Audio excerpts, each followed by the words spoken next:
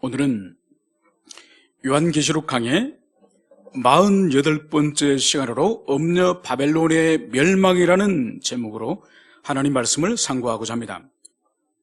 사탄은 인류 역사 속에서 많은 자신의 자녀들을 출산했습니다. 그 자녀가 뭘까요? 바로 그 자녀는 악한 사상들인 것입니다. 각 시대마다 진리에 목말라서 고통하는 영혼들에게 이 악한 사상이 진리라고, 그것이 생수라고 속이면서 인생들 하여금 그것을 먹고 마셔서 많은 인생들이 하나님을 떠나도록 그렇게 역사한 거죠. 그 가운데 가장 무서운 사단의 자식을 하나 꼽으라고 한다면은 무엇을 꼽을 수 있겠습니까? 저는 역사 속에서 무신론과 유물론이 가장 사단의 자식 가운데서 지독한 자식이라고 말을 하고 싶습니다. 그는 하나님의 존재를 부정하고 또 그분의 창조 질서를 부인하고, 그리고 천국과 지옥, 천사와 인간의 영혼이라고 하는 영적 세계는 존재하지 않는다. 그래서 눈에 보이는 이 현세가 전부고 이 물리적 세계가 모두다, 이것을 끊임없이 가르칩니다. 그래서 창조주라는 존재는 존재하지 않고, 또 이 만물을 운행하시고 섭리하고 이끄는 섭리주도 존재하지 않고, 그리고 마지막에 모든 인생과 이 세상을 심판하는, 최종 계산하는 심판주도 존재하지 않는다, 이것을 끊임없이 가르치는 거죠. 그 결과가 무엇입니까? 그래서 결국 인생은 우연히 세상에 태어나서는 자기 욕망과 자기의 탐욕을 위해서 기꺼이 살아가고, 그러다가 어느 날 우연히 죽어버리는, 이것이 인생이라는 거예요. 그래서 인생은 철저히 하나님의 주권과 섭리와 계획은 아무것도 존재하지 않고 우연으로 시작하여서 우연으로 끝나는 것이, 이것이 인생이다. 그래서 하나님도 계시지 않고 심판도 없으니 너 하고 싶은 대로, 너의 욕망대로, 너 꿈을 이루면서 마음대로 살아라. 여러분, 이것이 하나님의 존재를 부정하고 창조질을 부정하고 영적 세계를 부정하는 무신론과 이 유물론이 가르쳐주는 핵심적인 그런 주장인 것이죠. 여러분, 그래서 인류 역사 속에서 이렇게 강력하게 인간을 미혹하고 인간을 바벨론주의, 즉 하나님을 배제한 인본주의로 흐르게 한 그런 사상이 인류 역사 속에서 지금까지 없었습니다. 그러나 성경은 분명하게 보이는 세계와 함께 보이지 않는 세계, 물리적인 세계와 함께 영적 세계가 함께 존재한다는 것을 명백하게 말씀하셨습니다. 그리고 삼일체 하나님이 존재하는 것처럼 삼위일체 하나님을 흉내내고 모방을 하는 악의 삼일체가 존재한다는 것도 성경은 명백하게 계시를 하고 있습니다. 그래서 그 악의 삼일체가 죽음과 죄를 권세 삼아서 그것을 가지고 인간을 오랜 역사 동안에 인간을 노예 삼아서 그렇게 인간을 지배하던 이 악의 세력에 대한 이 권능을 그리스도 예수 그분 오셔서 십자가에 죽으시고, 그리고 사망과 그 죄의 권세를 깨뜨리심으로 승리하셨다는 것이 성경이 가르치는 진리인 것입니다. 그래서 우리가 살아가는 이 시대는 이미 사단이 전적으로 패배하여서 이제는 그에 남아있는 작은 힘을 통해서 인간을 미혹하고 인간을 시험에 빠뜨리는 그런 교회의 시대를 우리가 살아가고 있다는 것이죠. 그래서 우리는 성령을 의지하고 주님을 의지하면은 절대로 사단과 악의 세력을 두려워할 필요가 없는 거예요. 이미 사단은 결정적으로 패배했습니다. 결정적으로 패배했고 그의 날이 얼마 남지 않았음을 알고 이제 최후의 발악을 하고 있다고 계시록은 명백하게 말씀을 하고 있는 거죠. 여러분, 이것을 우리는 그리스도인들은 이 말씀을 이미 받았고, 그렇기 때문에 우리는 이 세상에서 영적 전쟁을 하는 영적 용사로서 살아가는 거예요. 그래서 우리 영적인 분별력을 가지고 영적인 지식을 가지지 않으면은 바로 사단의 먹잇감으로 이 세상에서 교회는 다니지만은 신앙생활을 하는 듯해 보이지만은 사단의 먹잇감밖에 되지 않는 무기력한 존재로 살아간다는 것을, 그것을 이 계시록은 특별하게 말씀을 하고 있습니다. 그래서 우리는 이 계시록이 성경 66권 가운데 가장 영적이고 영적 세계에 대해서 밝히 그리고 완성된 영적 세계에 대해서도 명백하게 계시를 하고 있기 때문에 이 말씀을 통해서 영적 세계에 대한 깊은 통찰력을 우리 모두가 소유하기를 축원합니다. 우리는 지난 2시간 동안에 장차 멸망당할 큰 성 바벨론과 그리고 짐승에 관해서 우리가 살펴보고 있습니다. 여러분, 엄녀 바벨론은 붉은 짐승, 즉 그리스도 등을 올라타고 온 세상을 돌아다니면서 인생들이 하나님을 떠나고 욕망과 죄악과 자기 탐욕의 노예가 되어서 살아가도록 이 엄녀 바벨론이 온 세상을 이 붉은 짐승을 타고 다니면서 인생들을 미혹을 하는 거죠. 그래서 이 엄녀는 가진 속성이 두 가지가 있는데 바로 온 세계를 미혹하는 것이 첫째요. 두 번째로는 하나님의 백성 성도들을 박해하여서 성도들의 피를 얼마나 많이 흘리든지 마치 포도주를 먹고 취하듯이 성도의 피를 먹고 취한 그런 모습이 바로 이 바벨론의 모습인 겁니다. 여기까지 우리가 지난주에 살펴봤고 이제 이 짐승의 이 열뿔에 관해서 오늘 우리가 살펴보고 삽니다. 오늘 12절에서는 천사는 계속해서 요한에게 짐승에 대해서 설명을 하면서 이제 열뿔에 대해서 진술하는 것을 볼 수 있습니다.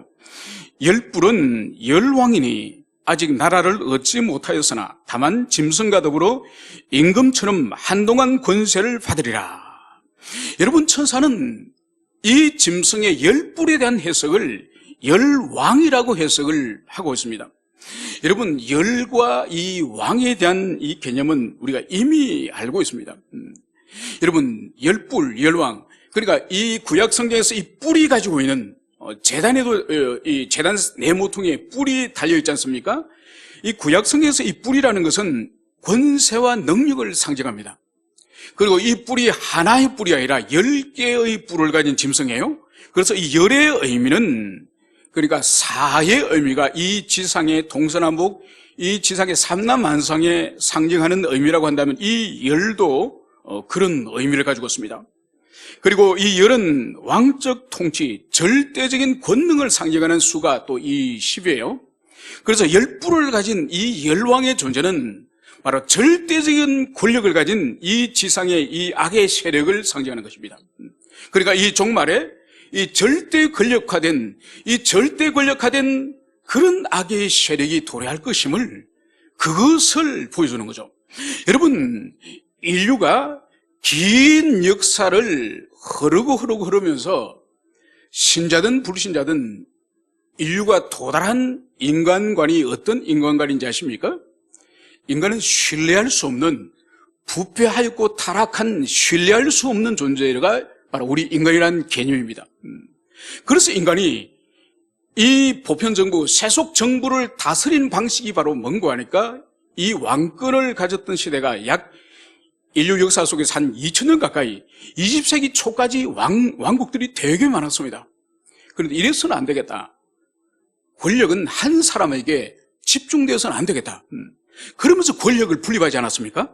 그래서 입법부, 사법부, 행정부, 20세기에서는 언론까지 여러분, 권력을 분립한 본질이 뭔지 아십니까?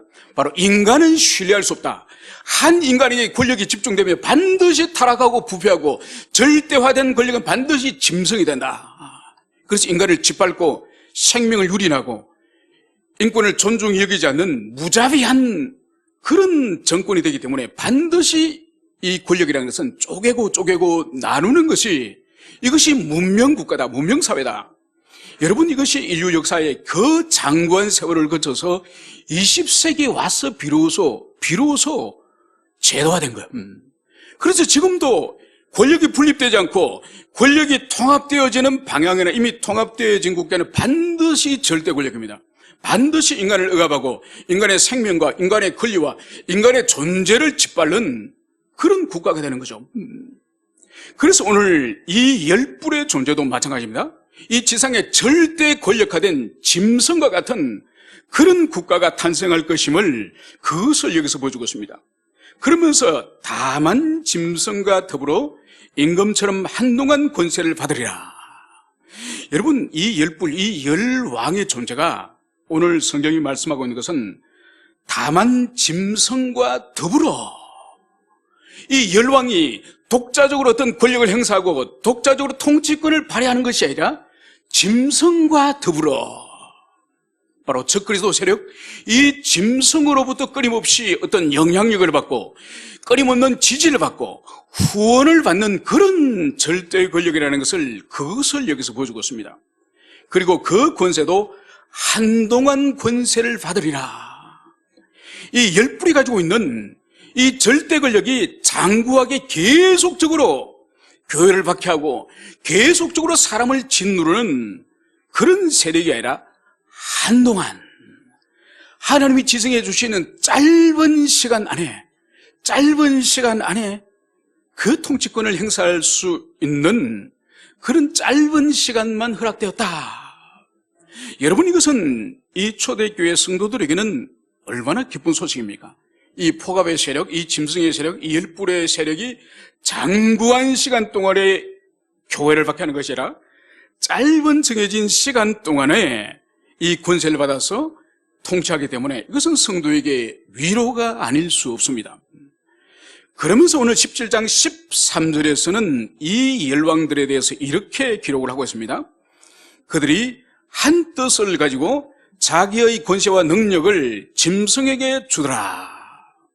여러분, 이 열왕이, 이 열불이 하나의 뜻, 하나의 목표와 하나의 뜻을 가지고 자신의 권세와 이 능력을 짐승에게 부여하는, 짐승에게 자신의 이 권한을 위임하는 이 모습을 여기서 볼 수 있습니다.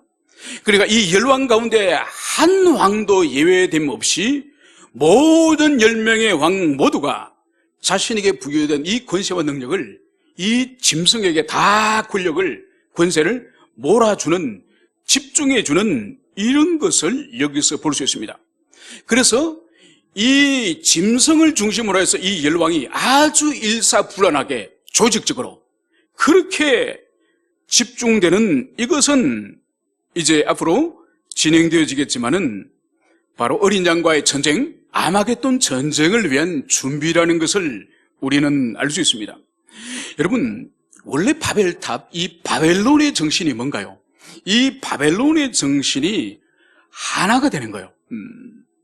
여러분, 하나님께서 흩어져라고 온 세상에 충만하라고 말씀하셨는데 이 바벨탑 정신, 바벨론의 정신은 흩어지기 싫다는 거예요. 흩어지지 않겠다는 거예요. 그래서 이들이 뭘 하는가요? 함께 모두 모여서 온 세계에 하나의 국가, 하나의 정부를 만들고자 하는 거죠. 그래서 단일한 정부, 단일한 통치자, 그리고 단일한 경제 시스템, 또 하나의 단일한 언어체계. 여러분, 이것이 일찍이 창세기에 등장하는 바벨론의 정신이에요. 바벨론의 정신. 여러분, 이것이 역사 속에서 면면이 이어져 오는 것을 볼 수 있습니다. 이것이 면면이 이어져 오다가 이것이 20세기에 들어와서 강력하게 드디어 이것이 응집되어지고 조직화되어지고 이제 드디어 가시적인 형태를 구성하게 됩니다. 여러분, 1, 2차 세계대전을 끝나고 나서 우리 인류는 많은 고민을 하면서 드디어 새로운 아이디어를 생각합니다. 그것이 바로 뭔가 하니까 인류가 직면하고 있는 이 전쟁의 문제, 이 군비, 이 경쟁의 문제, 그리고 환경의 문제, 또 전 세계의 의료의 문제, 이런 문제들을 한 국가가 고민할 것이 아니라 우리가 이 문제를 함께 조직을 하고 기구를 만들어서 우리가 이 세계적인 문제를 함께 고민하자. 여러분, 그래서 만난 것이 유엔이죠, 유엔. 그래서 세계적인 정치적인 문제나 이 군사적인 전쟁의 문제를 이 유엔에서 상의를 하고 이 유엔에서 결정하고 그것을 따르는 것을 볼 수 있습니다.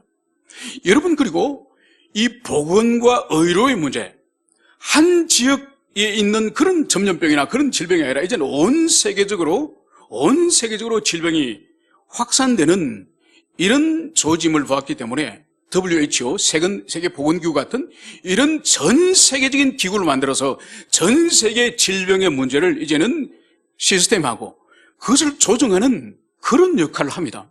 그리고 전 세계 이제 이 통화의 문제가 이제는 통화의 유연성이 문제가 생겨가지고 어떤 나라가 마치 회사가 부도가 나듯이 그런 문제가 발생했을 때에 적극적으로 이제는 통화를 이제 지원해가지고 전 세계에 이런 경제 유동성의 문제를 해결하기 위해서 IMF 같은 그런 기구들이 있습니다. 여러분, 우리가 겉으로 볼 때는 이 모든 국제 기구들이 20세기의 인류가 만든 지혜로운 그런 발상으로서 이런 국제 기구를 만들어서 인류의 평화와 인류의 복지를 위하는 것 같지만은, 그러나 배후에는 다른 의도가 많이 있습니다. 이미 유엔과 국제기구는 특정 사상과 특정 세력이 이미 점령을 해버렸습니다. 그리고 WHO도 마찬가지요. WHO도 이번에 코로나19를 통해서 많은 기여를 하는 것 같지만은 그 깊숙이 파고 들어가 보면 엄청난 미스테리와, 과연 WHO가 인류의 복원을, 진정으로 인류의 건강을 위하는 그런 조직인지 의심스러운 그런 조직이에요. 여러분, 그래서 결국은 이것이 뭐냐? 전 세계를 하나로 통합하고자 하는, 정치를 하나로 통합하고 경제를 하나로 통합하고 WCC 세계 기독교 협의를 통해서 종교도 하나로 통합해서 기독교 외에도 가톨릭과 온 힌두교, 불교 모든 세계 종교가 이제 다 궁극적인 꼭대기에 올라가면 다 하나님이 계시다. 자기 문화권에 따라서 불교를 믿을 수 있고 힌두교를 믿을 수 있고 라마 불교를 믿을 수 있지만은 궁극적으로 잘 믿으면은 하나님 앞에 다 만난다. 여러분, 이것이 성경이 예고하는 바예요. 짐승에게 모든 열왕들이 자신의 권세를 짐승에게 집중하여서 하나의 세계를 만들려고 하는 이런 움직임이 이 성경에 이미 하나님이 예고하신 바라는 것을 우리가 가슴에 새게 될 것입니다. 이제 적그리스도 짐승을 중심으로 하여 권세와 능력이 이제 집중된, 이제 그들이 그 다음으로 취할 행동을 이제 요한은 이렇게 기술을 하고 있습니다. 그들이 어린 양과 더불어 싸우리니 어린 양은 만주의 주시요 만왕의 왕이시므로 그들을 이기실 터요 또 그와 함께 있는 자들 곧 부르심을 받고 택하심을 받은 진실한 자들도 이기리라. 여러분, 짐승과 열왕이 연합하여서 이제 어린 양이신 예수 그리스도에게 도전하였습니다. 여러분, 이것이 19장에 앞으로 가면은 상시하게 기록되어 있는 아마겟돈 전쟁이에요. 우리가 이미 14장에서도 살펴봤던 것처럼 아마겟돈 전쟁이 여러 군데에서 주님께서 계시를 하고 있습니다. 그것이 바로 이 어린 양을 대항하여서 이 짐승과 열왕이 이제 전쟁을 하는 이 내용인 것이죠.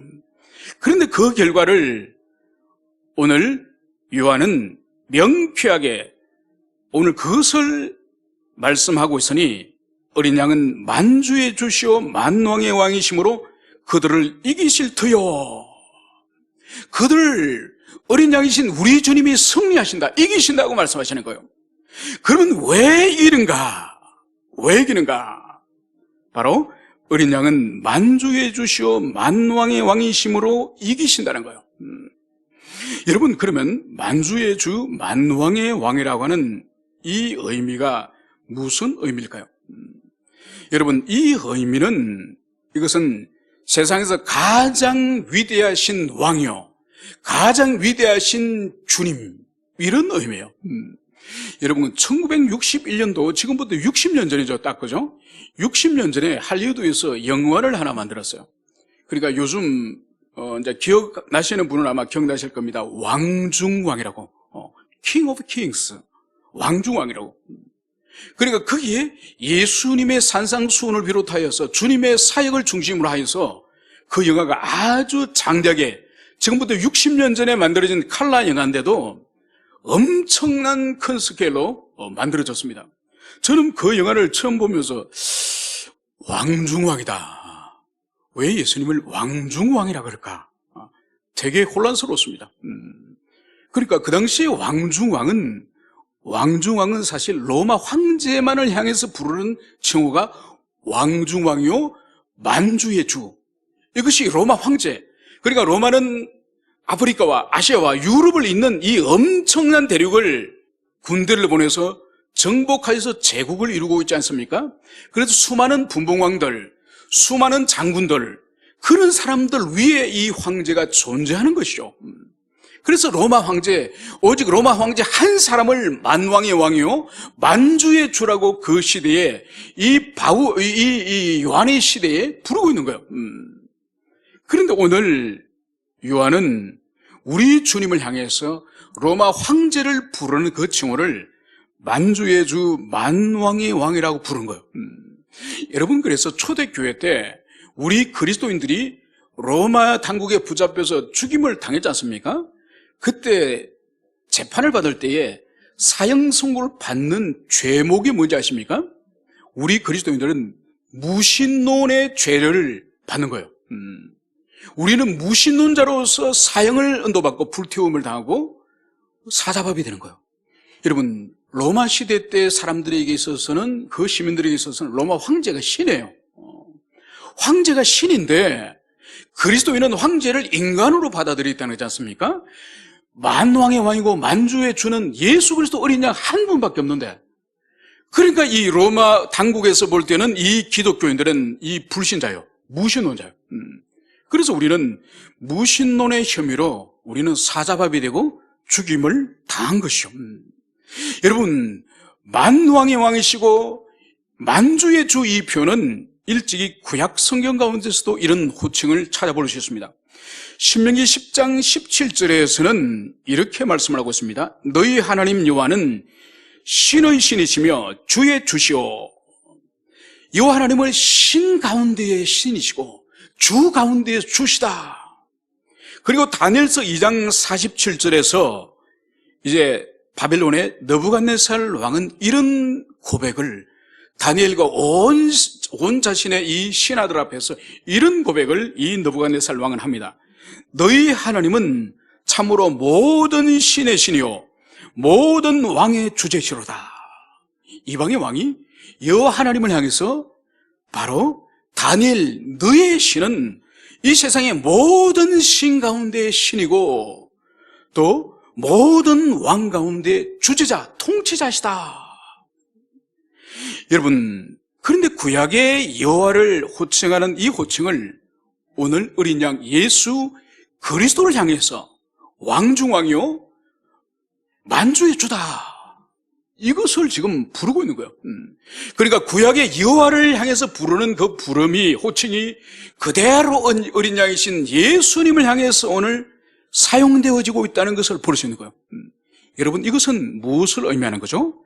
구약의 여호와 하나님과 어린 양 예수 그리스도께서는 신적 본질이 동일하고, 그리고 그분의 권세와 능력이 바로 여호와 하나님과 동일한 하나님이라는 것을 오늘 여기서 명백하게 오늘 보여주고 있는 것을 볼 수 있습니다.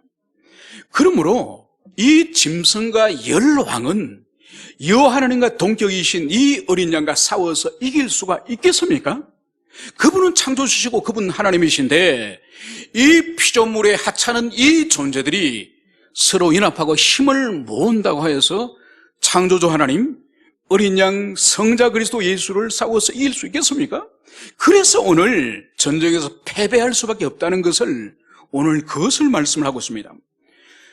이제 그와 함께 또 이렇게 기록을 하고 있습니다. 또 그와 함께 있는 자들, 곧 부르심을 받고 택하심을 받은 신실한 자들도 이기리라. 여러분, 이것이 우리의 소망이에요. 이 짐승과 연합된 이 세상의 절대 권력, 이 열왕과 어린 양께서 싸우시지만은 이들이 참패할 뿐만 아니라 우리 어린 양이신 주님이 이길 뿐만 아니라 그 주님과 연합되어 있는 그 주님의 일부인, 그 주님의 몸인 오늘 바로 부르심을 받고 택하심을 입은 진실한 자들도 이기리라. 여러분, 영원 전부터 우리가 그리스도 안에서 택정을 입지 않았습니까? 그래서 때가 되어서 누군가 복음을 전가하는 그 복음을 두고 우리가 그리스도 예수를 인격적으로 영접하였습니다. 이제 그분이 몸이 되었고 우리가 그분의 공동체 가운데 회원이 된 거예요. 그래서 오늘 성경은 부르심을 받고 택정하심을 입은 그 진실한 자, 그들도 오늘 이기리라. 여러분, 이 말씀을 여기서 하고 있는 거예요. 여러분, 그래서 우리가 이 세상에서 신앙 때문에 어떤 고난과 환난과 역경을 당하고 때로는 모든 사람에게 버림을 당하고 마지막에는 순교의 길을 걸어가야 되는 그 선택적인 길 앞에 섰다. 그렇다 할지라도 여러분, 오늘 이 말씀의 의미를 순교자들은 알았기 때문에 기꺼이 죽음을 선택하는 거예요. 자기 생명이 아까워서 죽는 것이 두려워서 비굴하게 죄를 짓고 죄를 먹고 마시며 함께 악과 함께 그렇게 동문노릇을 하는 것이 아니라 바로 배교의 길인가 죽음의 길인가, 이 선택의 길에서 담대하게 죽음의 길을 선택했던 원인이 바로 어린 양의 이 승리에 부르심을 받고 택하심을 받은 그 사람도 승리할 거라고 한 이 확신이 있었기 때문에 바로 순교의 길을 담담하게 기꺼이 걸어간 것을 여기서 볼 수 있습니다. 여러분, 그렇기 때문에 우리가 신앙으로 믿음으로 살아가면서 사람들이 알아주지 않고 교회가 알아주지 않고 누구도 알아주지 않아서 내가 이렇게 희생을 하고 봉사를 하고 섬기는 것이 억울하다, 그렇게 생각하면 안 된다는 거예요. 왜냐하면 그리스도께서 이기실 때에, 어린 양이 승리하실 때에 거기에 우리가 주님과 연합된 모든 자들이 이기고 승리하고 그 승리에 참여할 것이기 때문에 우리는 주님 한 분만이 아시고 한 분만이 인정해 주시고 한 분만이 우리를 옳다 해 주신다면 우리는 기꺼이 그 길을 걸어갈 수 있는 여러분들이 되시기를 축원합니다. 그런데 여러분, 우리가 이 17장을 이제 시작할 때에 천사는 요한에게 분명하게 이렇게 말씀을 했습니다. 엄녀가 받을 심판을 너에게 보여주겠다. 엄녀가 받을 심판을 보여주겠다고 천사가 약속을 했는데, 여러분, 지금까지 엄녀의 모습은 어땠습니까? 화려한 옷을 입고 온몸에 보석을 치릉치릉 걸치고 손에 금잔을 들고 그리고 짐승의 등에 올라타서 온 세계를 미혹하면서 온 세계를 자기 뜻대로 주무르고 지금 다니고 있지 않습니까? 그런데 이 엄녀의 운명이 앞으로도 계속될 것 같습니까? 오늘 16절에서는 이렇게 말씀을 하고 있습니다. 내가 본 바 이 열불과 짐승은 엄녀를 미워하여 망하게 하고 벌거벗게 하고 그의 살을 먹고 불로 아주 사르리라. 여러분, 아주 충격적이고 아주 엽기적이고 끔찍한 장면을 요한은 지금 기록을 하고 있습니다. 여러분, 지금까지 이 엄녀는 이 짐승의 등을 올라타서 이 짐승의 권세와 능력을 빌어서 온 세계를 주름잡고 온 세계를 미혹하여서 하나님을 떠나도록 하는 이 악행을 이 엄녀가 저리지 않았습니까? 그래서 이 엄녀와 이 짐승은 운명 공동체인 것처럼, 악의 화선인 것처럼 그렇게 서로 동력하지 않았습니까? 그런데 오늘 어떤 일이 벌어졌습니까? 이 엄녀를 옷을 빨가벗기고 그리고 이 엄녀를 죽여서 이 엄녀를 살을 먹고 그 살을 먹고 남은 그 시신을 불로 태우는 이 끔찍한 만행을 오늘 이 짐승과 열왕이 하였음을, 그것을 오늘 말씀을 하고 있습니다. 여러분, 그리스도의 몸인 교회, 우리 이 교회는 궁극적으로 예수님과 연합되어 있지 않습니까? 예수님과 우리가 연합되어 있는 이 연합의 이 속성이 뭔가 하니까 사랑과 생명으로 연합되는 거예요. 그래서 하나님과 성자 하나님과 성부 하나님, 그리고 성자 하나님과 우리 사이, 그리고 우리 성도들 사이, 그래서 우리의 모든 이 관계는 사랑과 생명으로 연합된 거예요. 이것이 원래 교회와 하나님과의 관계, 삼위 하나님과의 관계가 바로 이러한 것이에요. 여러분, 그래서 예수님을 태어나고 한 번도 만난 적이 없는 사울이 교회를 괴롭히고 다메섹에까지 교회를 이제 믿는 자들을 체포하려고 그가 가지 않았습니까? 그때 다메섹 부근에 가서 이 사울이 하나님께서 번쩍하고 이 사울을 치시는 빛 앞에서 땅에 쓰러지지 않습니까? 그때 예수님이 나타나셔서 사울에게 뭐라고 말씀하셨습니까? 사울아, 내가 어찌 나를 박해하느냐? 한 번도 사울은 예수님을 만난 적이 없다니까요. 한 번도 만난 적이 없는 이 사울을 향해서 왜 나를 박해하느냐? 여러분, 이것은 잠시 전까지 예루살렘에 있는 교회를 이 사울이 체포하고 박해하고 감옥에 집어넣지 않았습니까?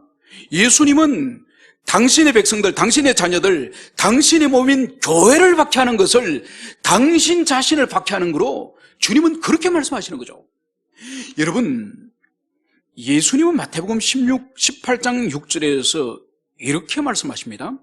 그러니까 믿는 사람을 향해서 어떤 해코지를 하거나 그 사람을 넘어지게 하거나 실족하게 하는 자를 향해서 마태복음 18장 6절에서 주님은 친히 이렇게 말씀하십니다. 누구든지 나를 믿는 작은 자 하나를 실족시키면 차라리 목에 연자방아를 매달아서 깊은 바다에 빠뜨려지는 것이 나으니라. 그러니까 예수 그리스도 안에 있는 이 많은 지체들 가운데서 가장 연약한 자들, 교환에서 주물고 받지 못하고 중요시 여김을 당하지 못하는 그런 작은 소자 중 한 사람도 만약 실족함을 당하게 했다고 한다면, 그 사람에게 어떤 말로나 행동이나 상처를 줘가지고 실족하게 했다면 차라리 실족시킨 그 사람은 목에 큰 연자맷돌을 매달고 바닷물에 빠져 죽는 것이 오히려 더 낫다는 거예요. 물론 예수님이 말씀하신 이것은 과장법이에요. 그대로 문자적으로 해석을 하면 안 됩니다. 이 과장법을 하신 이유가 뭘까요? 바로 그리스도 예수 안에 있는 한 사람 한 사람이 얼마나 존귀한지, 얼마나 소중한지. 여러분, 그래서 오늘날 세상에서 나팔 불고 노래 부르는 인권의 개념, 여러분 그것은 참다운 인권이 아니에요. 여러분, 이 세상에서 지금 인권이라 말하는 것은 뭔가요? 인간이 지 하고 싶은 짓을 하도록 내버려두라. 지 하고 싶은 짓을 하도록 법적으로 보장해주라. 간섭하지 마라. 말하지 말라. 비난하지 마라. 정죄하지 말라. 이것이 인권이다. 여러분, 이것이 지금 세상에서 말하는 인권의 개념. 인권은 그게 아니에요. 여러분, 인권은 인간의 권리를 말하는 것인데, 인간에게 왜 그런 권리를 부여하느냐? 바로 첫 번째는 하나님의 형상, 존귀한 하나님의 형상을 가진 존재이기 때문에 다른 모든 피조물과 달리 더 존귀한 그 사람의 권리, 인권을 보장하는 거예요. 여러분, 모든 인간의 존엄을 가진 존귀한 존재지만 그 가운데 특별히 소수에 모인 교회, 소수에 모인 그리스도인, 이 사람은 이미 예수님과 한 몸을 이루었다니까요. 예수님이 우리의 머리라고 한다면은 우리 한 명 한 명은 예수님의 몸의 일부예요. 그래서 이 머리와 몸이 분리될 수 없는 것처럼 우리 그리스도인이 이 세상의 모든 사람이 존귀하지만은 그 존귀한 가운데 더 그리스도인이 존귀한 이유가 바로 우리는 하나님의 자녀이고 예수님 몸의 일부이기 때문에 더욱더 존귀한 거예요. 그래서 예수님이 나를 믿는 가장 소자 중에 한 명이라도 실족시키면 차라리 그 사람은 목에 연자 맷돌을 매달고 바닷속에 빠지는 것이 더 낫다. 그 정도로 그리스도인을 소중하게 생각해야 되는 거예요. 여러분, 그래서 교회 안에서 얼마나 서로를 대할 때에 정말 서로를 존귀하게, 서로를 소중하게, 주의 깊음으로 여러분 그렇게 돼야 되는 거예요. 여러분, 우리 인간의 이 부패한 본성 가운데 하나가 뭔가 하니까 친해지면 막대해도 된다는 거예요. 이것이 부부지간에도 마찬가지고 가족지간에도 그렇고 성도들끼리도 그래요. 친해지면은 막무가내 대도 그는 신뢰가 아니다. 여러분, 그거는 세상에서 통하는 거예요. 그건 세상에서 사람을 다루는 방식이에요. 여러분, 그리스도 안에서는 우리가 얼마나 주의 깊음을 기울여야 되는 거 하니까 만약 그 사람이 실족할 경우에 차라리 목을 매달고 맷돌을 목에 매달고 바다에 빠지는 것이 낫다고 주님께서 과장하여서 말씀하실 정도로 우리가 서로를 위해서 얼마나 말과 행동과 심지어 눈빛조차도 조심하게 대해야 될지 그것을 우리가 가슴에 새기시기를 바랍니다. 그러면서 이제 본문은 이 업류에 대해서 어떻게 이 짐승과 이 열왕이 운명 공동체인 것처럼 악으로 연합되어져서 온 세계를 악으로 물들게 하는 이런 사명을 가진 이 연합체가 어떻게 이 업류 바벨론을 죽이고 옷을 벗기고 그 살을 먹어버리고 남아있는 것을 불태우는 입에도 담을 수 없는 이 끔찍한 짓을 이것을 했을까요? 여러분, 이것이 바로 뭔가 하니까 악이 가지고 있는 악의 자기 파괴성이에요. 악의 본성은 하나님과 우리 또 교회된 우리끼리는 사랑과 생명과 연합되어 있지만은 이 악의 세력들끼리는 절대로 사랑과 생명이 존재하지 않았습니다. 오직 악의 목적을 이루기 위해서 연합되어 있을 뿐이지 그들 속에서는 미움과 시기와 질투와 적대감으로 똘똘 뭉쳐져 있는 그런 존재들이요. 그래서 자기들도 자기의 악의 목적을 이루기 위한 수단에 불과하기 때문에 이 엄녀 바벨론이 이제는 자신의 목적을 달성하였으니 이 엄녀 바벨론을 이제는 미워하여서 죽이고 살을 먹고 그리고 불태워버리는 이런 만행을 저지르는 것. 여러분, 그리스도 안에 있는 우리 모두를 주님께서 소자를 그렇게 귀히 여기라고 하는 말씀의 본질은 뭘까요? 절대로 인간은, 영혼은 수단이 될 수 없다. 절대로 수단으로 삼는 그것은 참다운 진리가 아니다. 참다운 하나님의 백성이 아니다. 이것을 가르쳐 줬지만은 여러분, 악의 삼일체와 함께 연합하는 이 모든 세상의 권력은 어떤 인간도 수단에 불과합니다.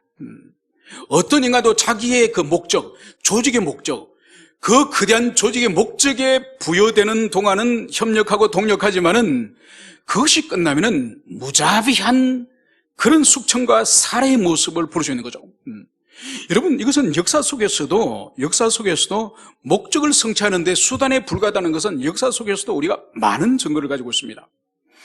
여러분, 바벨론적 악의 세력들이 동지의 생명을 존귀하게 여기지 않고 쉽게 학살한다는 것은 몇 가지 20세기에 들어와서 예를 든다고 한다면 1917년 볼셰비키 혁명이 성공합니다. 그러고 나서 레닌이 얼마 있다 죽습니다. 그리고 스탈린이 집권을 해요. 스탈린이 1953년도까지 아주 긴 세월을 집권하는데 약 7천만 명을 죽입니다. 7천명도 아니요. 7천만 명을 죽입니다. 7천만 명을. 완전 러시아 땅이 완전히 피바다가 되는 엄청난 그런 일이 벌어지는 거죠. 여러분, 그 가운데서 이 스탈린이 죽인 한 사람을 주목해 볼 필요가 있습니다. 바로 누군가 하니까 트로츠키라고 하는 사람이에요. 레닌과 아주 동기적인 그런 관계죠.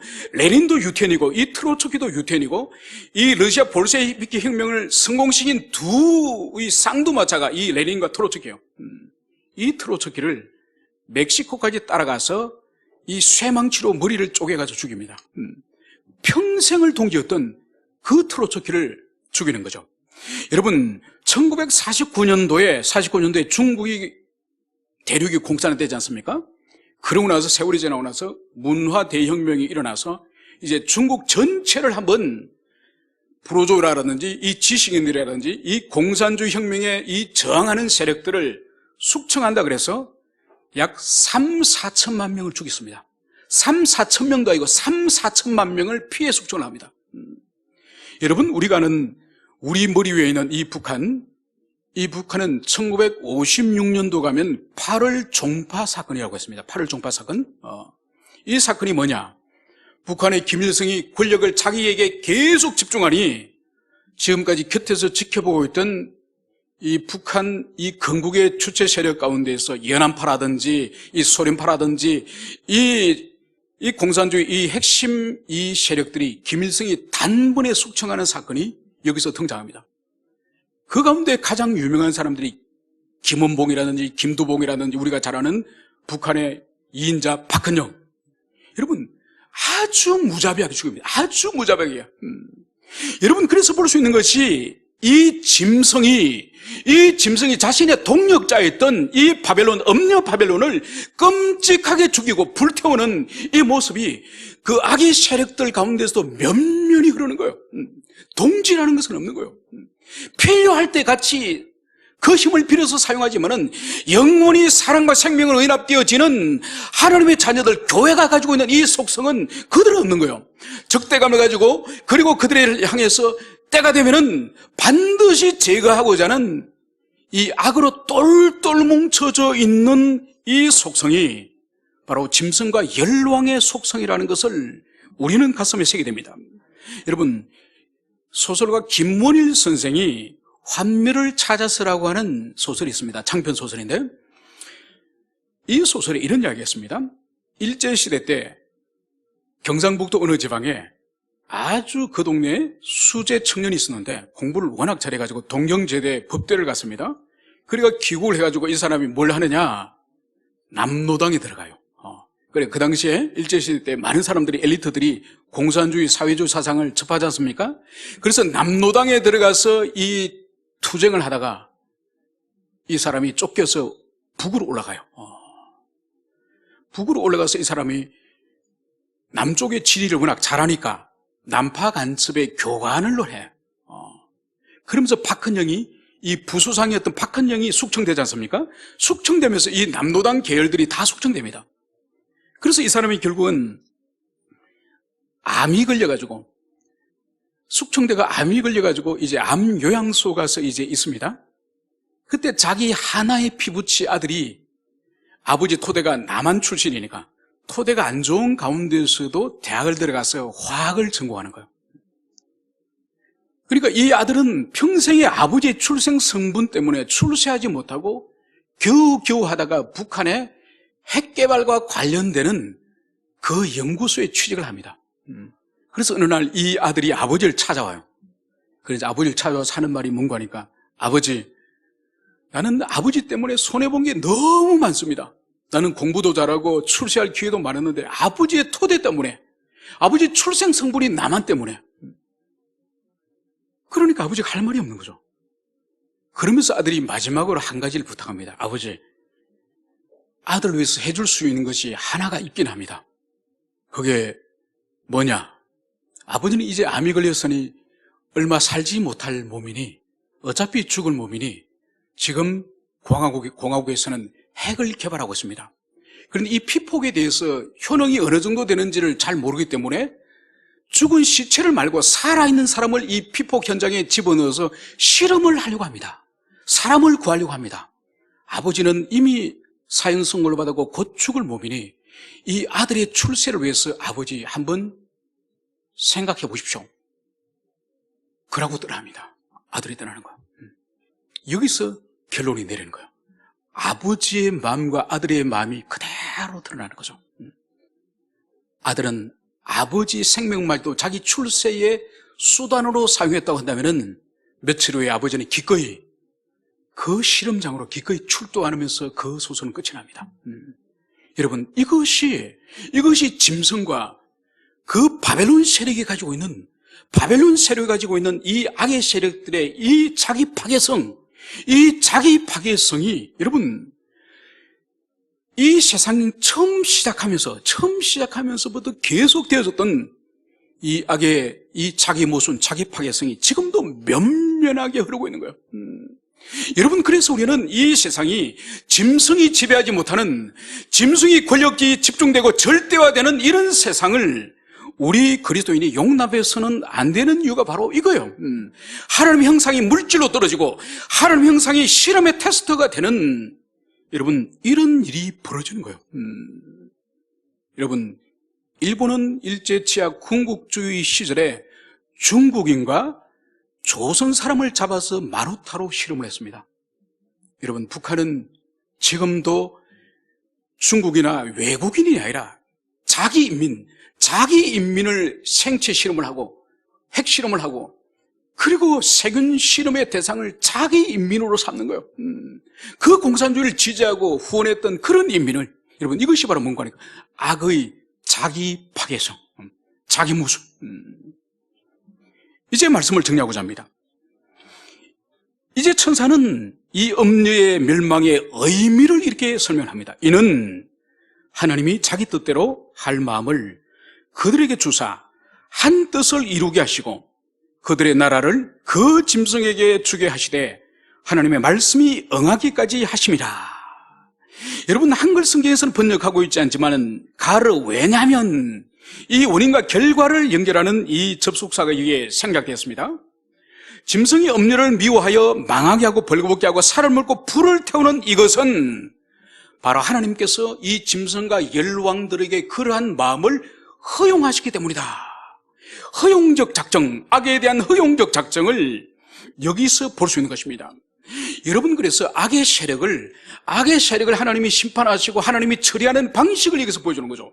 여러분, 악의 세력은 다른 악을 사용하여서, 다른 더 큰 악을 사용하여서 악의 세력을 심판하시고 악의 세력을 정리하시는 하나님의 이 무한한 이 지혜를 여기서 볼 수 있는 거죠.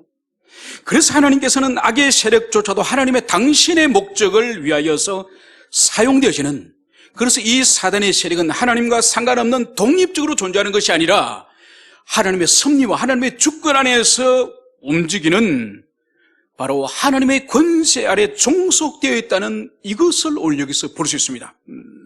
언제까지? 바로 주님의 말씀이 온전히 이루어지는 그날까지. 주님께서는 악을 이렇게 다루시고 이렇게 심판하시고, 그래서 마침내 하나님의 어린 양이 승리하는 그 날이 있을 것이고, 그리고 참된 교회된 우리 한 사람 한 사람이 그 승리에 함께 동참한다는 이 진리를 오늘 우리 모두에게 주님께서 들려주시는 겁니다. 그래서 조금 더 우리는 근심과 염려와 불안과 좌절이 아닌, 우리는 믿음을 따라서 당당히 그 길을 가고, 혹이나 우리가 순교와 고난의 길이 온다고 한다면 그 길을 기꺼이 감당하는, 기꺼이 받아들이는 우리 모두가 되었으면 좋겠습니다. 함께 기도하시겠습니다.